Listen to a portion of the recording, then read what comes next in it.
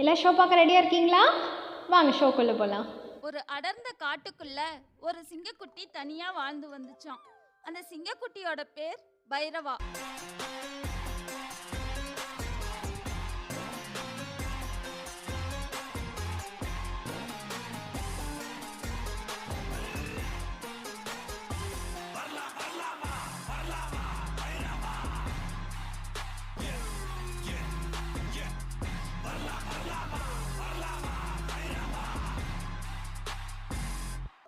அப்போ அந்த சிங்கக்குட்டிக்கு அதோட அப்பா சொன்னது ஞாபகம் வந்துச்சு. கண்ணா, நீ தனியா இருந்தாலும் அப்பா மாதிரி தைரியமா இருக்கணும். எக்காரணத்தை கொண்டும் காட்டை விட்டு வெளியே போகவே கூடாது. இங்க இருக்க மற்ற மிருகங்களை காட்டிலும் நீதான் பலசாலி. ஆனா மனுஷங்கள் இருக்க இடத்துக்கு மட்டும் போயிடாத. ஏன்னா அவங்க ரொம்பவே ஆபத்தானவங்க. நம்ம அப்பா ஏன் இப்படி சொல்லிட்டு போனாரு? நான் அந்த மனுஷங்களை பார்த்தே ஆகணும். அவர் தான் சொல்லியிருக்காரு, எல்லாரையும் விட நான் தான் பலசாலின்னு. அப்புறம் அவங்களால என்னை என்ன செய்ய முடியும்? ரெண்டுல ஒண்ணு பார்த்துடலாம்.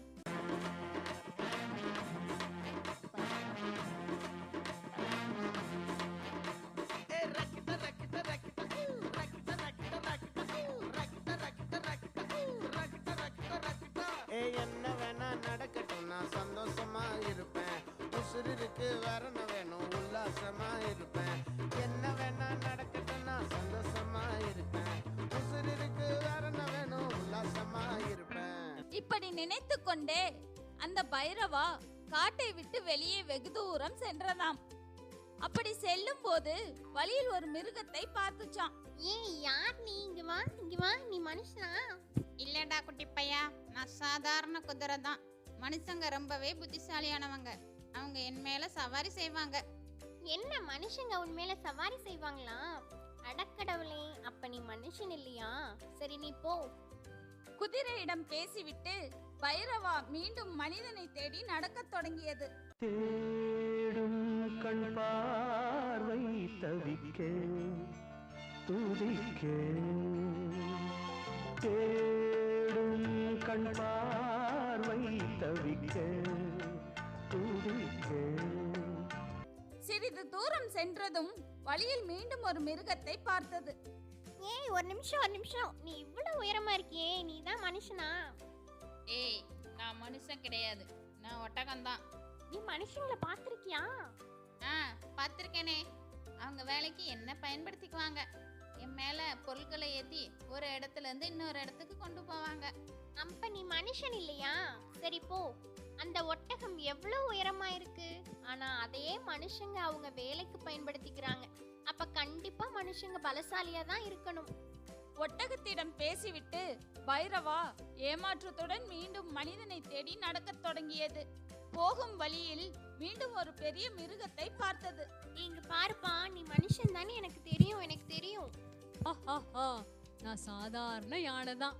மனுஷங்க ஒரு குச்சியை வச்சு என்னை மிரட்டி வித்த காட்ட வைப்பாங்க. அவங்க ரொம்ப புத்திசாலியானவங்க. இவ்வளவு பெருசா இருக்கிற யானையவே மனுஷங்க மிரட்டி ஆட வைக்கிறாங்கன்னா மனுஷங்க பயங்கரமானவங்க தான். இப்படியே பைரவா மிகவும் ஆர்வத்தோடு மனிதர்களை பார்த்தே ஆக வேண்டும் என்ற ஆர்வத்தில் மீண்டும் தனது பயணத்தை தொடங்கியது. வானத்தை பார்த்தேன், பூமியை பார்த்தேன், மனுஷனை இன்னும் பார்க்கலையே. வானத்தை பார்த்தேன், பூமியை பார்த்தேன், மனுஷனை இன்னும் பார்க்கலையே. ஆஹா, அங்க யாரோ இருக்காங்களே, அங்க போய் கேட்டு பார்க்கலாம். ஹலோ, நீங்க யாரு? மனுஷங்களா? இதுக்கு முன்னாடி மனுஷங்களை நீங்க பார்த்திருக்கீங்களா? நான் தான் மனுஷன். நீ மனுஷனா? நான் என்னவோ மனுஷங்க ரொம்ப பயங்கரமா கொடூரமா இருப்பாங்கன்னு நினைச்சேன். இப்போ உன்னை பார்த்ததுமே எனக்கு மனுஷங்க மேல இருந்த பயம் போயிடுச்சு. நான் இப்பவே உன்னை கொண்டு சாப்பிடுவேனே. ஏய், ஒரு நிமிஷம். நீ அவ்வளோ பெரிய பலசாலியா இருந்தீனா நான் சொல்றது செய் பாப்போம். சரி, என்னன்னு சொல்லுங்க. இங்க இருக்க இந்த மரக்கட்டைக்குள்ள ஒரு ஆணி மாட்டிக்குச்சு. எங்க அதை எடுத்து கொடு பாப்போம். அவ்வளோதானே, இதோ உடனே எடுக்கிறேன். இப்படி பைரவா அந்த மனிதனிடம் கூறிவிட்டு அந்த மரக்கட்டைக்குள் காலை விட்டு அந்த ஆணியை வெளியே எடுத்தவுடன் அதனது கால் மரக்கட்டைக்குள் சிக்கிவிட்டது.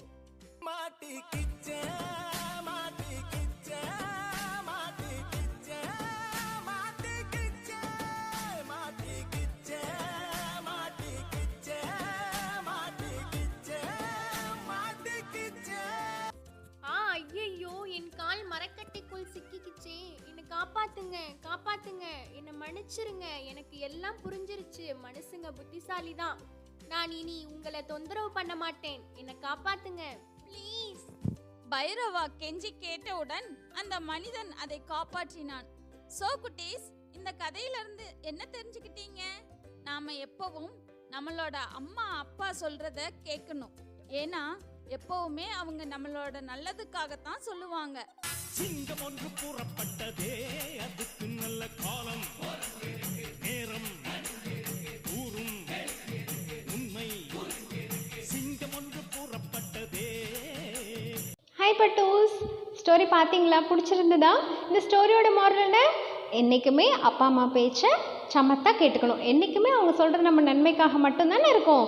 ஸோ அதனால் அடம் பிடிக்காமல் அப்பா அம்மா சொல்கிற விஷயத்த நம்ம சமத்தாக கேட்டு நடந்துக்கணும். ஓகேங்களா? ஸோ ஆஸ் யூஷுவல் நம்ம நெக்ஸ்ட் இப்போ மாரல் ஸ்டோரிக்குள்ளே போகலாம். ஒரு ஊரில் பார்த்தீங்கன்னா ஒருத்தர் ரொம்ப பெரிய பணக்காரர். அவருக்கு ஒரு அன்னச்சத்திரம் ஆரம்பிக்கணும் அப்படின்னு ரொம்ப நாள் ஆசை. அவர் ஆசைப்பட்ட மாதிரியே கொஞ்ச நாளில் அந்த அன்னச்சத்திரத்தை ஆரம்பிக்கிறாரு. ரொம்ப பிரம்மாண்டமாக ஆரம்பிக்கிறாரு. பெரிய பெரிய பாத்திரத்தில் பதார்த்தங்கள்லாம் ரெடி ஆகிட்டு இருக்கு. அப்போது என்ன ஆச்சுன்னா, வானத்தில் கருடர் இருக்கார் இல்லையா, அதாவது கழுகு, அவர் என்ன பண்ணுறாரு, இங்கேருந்து ஒரு பாம்பை பிடிச்சி கொண்டு போயிட்டுருக்காரு. அவர் என்ன பண்ணுற, இந்த பாம்பை இருக்க பிடிச்சோன்னே அந்த பாம்பு விஷத்தை கக்க ஆரம்பிக்குது. ஆனால் அது முடிஞ்ச வரைக்கும் கண்ட்ரோல் பண்ண ட்ரை பண்ணுது. பிகாஸ் கீழே அவ்வளோ பதார்த்தங்கள் ரெடி ஆகிட்டுருக்கு. அது கொஞ்சம் விஷத்தை கக்கினாலும் என்னாகும், எல்லாமே பாய்சன் ஆகிடும் இல்லையா. முடிஞ்ச வரைக்கும் ட்ரை பண்ணுச்சு, பட் அதால் கண்ட்ரோல் பண்ண முடியல, விஷத்தை கக்கிருச்சு. ஸோ எவ்வளோ பதார்த்தமாக இருந்தாலும் அதில் ஒரு சொட்டு விஷம் பட்டாலும் எல்லாமே விஷம்தான் இல்லையா. கடைசியில் என்னாச்சு, மொதல் பந்தியில் உட்காந்த 200 பேருமே இறந்துட்டாங்க. இறந்தோடனே எல்லாரும் யமலோகத்துக்கு போகிறாங்க. யமலோகத்தில் யார் யார் இருப்பா? சித்திரகுப்தர், யமதர்மர் இருப்பாங்க இல்லையா. ஸோ அந்த சித்திரகுப்தர் யமதர்மர்கிட்ட கேட்குறாரு, இப்போ இந்த பாவ கணக்கை நான் யார் தலையில் எழுதுறது? இந்த 200 பேர் தலையில் எழுதணுமா, இல்லை அந்த அன்னச்சத்திரத்தோட உரிமையாளர் தலையில் எழுதணுமா, இல்லை அந்த விஷத்தை கக்கின பாம்பு தலையில் எழுதட்டுமா, இல்லை அந்த விஷத்தை கக்க காரணமாக இருந்த கருடர் தலையில் எழுதட்டுமா அப்படின்னு அந்த சித்திரகுப்தர் யமதர்மரை பார்த்து கேட்குறாரு. யமதர்மரை வந்துட்டு, இப்போதைக்கு வெயிட் பண்ண, இப்போதைக்கு நீ யார் தலையிலும் எழுத வேணாம், நான் சொல்லும் போது எழுதிக்கலாம் அப்படின்னு சொல்லிட்டு அந்த விஷயத்த அதோட முடிச்சிடுறாரு. இங்கே பார்த்தீங்கன்னா அந்த அன்னச்சத்திரத்தில் எல்லாரும் இறந்துட்டாங்க இல்லையா, அதனால கொஞ்ச நாளைக்கு அந்த அன்னச்சத்திரத்தை அவர் மூடிடுறாரு. அப்புறம் தான் ஒரு முடிவு எடுக்கிறாரு, இனிமேல் சாப்பாடு போகிறதுக்கு முன்னாடி நான் சாப்பிட்டு ஓகே அப்படின்னு சொன்னால் மட்டும்தான் மற்றவங்களுக்கு சாப்பாடு கொடுக்கணும்னு சொல்லிட்டு முடிவெடுக்கிறாரு. ஸோ அதனால் கொஞ்ச நாள் கழித்து அந்த சத்திரத்தை திறக்கிறாங்க. இவரும் சாப்பிட்டு ஓகே ப்ராப்ளம் இல்லை அப்படின்ன பிறகு எல்லாத்துக்கும் பரிமாற ஆரம்பிக்கிறாங்க. இந்த இடப்பட்ட காலத்தில் பார்த்திங்கன்னா அந்த சித்திரகுப்தர் போய் யமதர்மர் கேட்டுகிட்டே இருக்காரு, சொல்லுங்கள் நான் யார் தலையில் எழுதுறோம், யார் தலையில் எழுதுறோன்னு கேட்டுகிட்டே இருக்காரு. யமதர்மரும் கொஞ்சம் பொறுமையாக இரு, நானே சொல்கிறேன் அப்படிங்கிறாரு. இப்படியே போயிட்டுருக்கப்போ ஒரு நாள் பார்த்திங்கன்னா அந்த ஊருக்கு 3 ஞானிகள் வராங்க. அந்த ஞானிகள் அங்கே ஒரு பாட்டி இருக்காங்க. அந்த பாட்டிக்கிட்ட போய், எங்களுக்கு ரொம்ப பசியாக இருக்குது, இங்கே ஏதாவது அன்னச்சத்திரம் இருக்கா அப்படின்னு போய் கேட்குறாங்க. அந்த பாட்டியை வந்துட்டு இப்போ இந்த அன்னச்சத்திரம் சொல்லிட்டு இருந்தேன் இல்லையா, அதுக்கான வழியை காட்டுறாங்க. காட்டிட்டு என்ன சொல்கிறாங்கன்னு பார்த்தீங்கன்னா, இப்போ நீங்கள் போகிறீங்க, திரும்ப வரீங்களான்னு எனக்கு தெரியாது அப்படின்னு சொல்லி அனுப்பிச்சுட்றாங்க. ஞானி வந்துட்டு ஏன் இப்படி சொல்கிறீங்க அப்படின்னு கேட்டோன்னே இப்போ நடந்த விஷயம் எல்லாத்தையும் அந்த ஞானிக்கிட்ட அந்த பாட்டி சொல்கிறாங்க. அவங்களும் அதை கேட்டுட்டு சிரிச்சுக்கிட்டே அந்த சத்திரத்துக்கு போகிறாங்க. ஸோ இப்போ இதை பார்த்துட்டு இருந்த யமதர்மர் வேகமாக சித்திரகுப்தரை கூப்பிட்டு, நீ இந்த பாவக்கணக்கு யார் தலையில் எழுதுன்னு கேட்ட இல்லையா, இந்த பாட்டி தலையில் எழுது அப்படின்னு சொல்லி இதோட முடிச்சிடுறாங்க. ஸோ இப்போ என்னன்னு பார்த்தீங்கன்னா, யாரோ ஒருத்தர் எப்போவோ தெரியாமல் செஞ்ச தப்பை நம்ம என்றைக்குமே திரும்ப திரும்ப திரும்ப திரும்ப குத்தி காட்டவே கூடாது.